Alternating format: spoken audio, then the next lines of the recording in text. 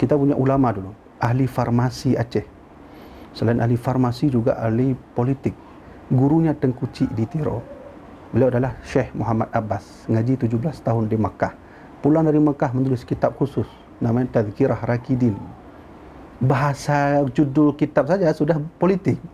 Tadhkirah Rakidin, peringatan bagi orang yang tidur. Kenapa? Waktu itu PD sedang berkecamuk.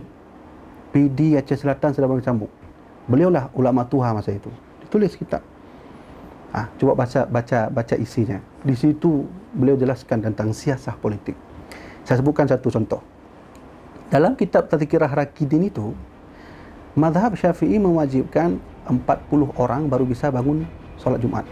Beliau enggak. Beliau, kata beliau dalam buku itu, wajib sebanyak-banyaknya.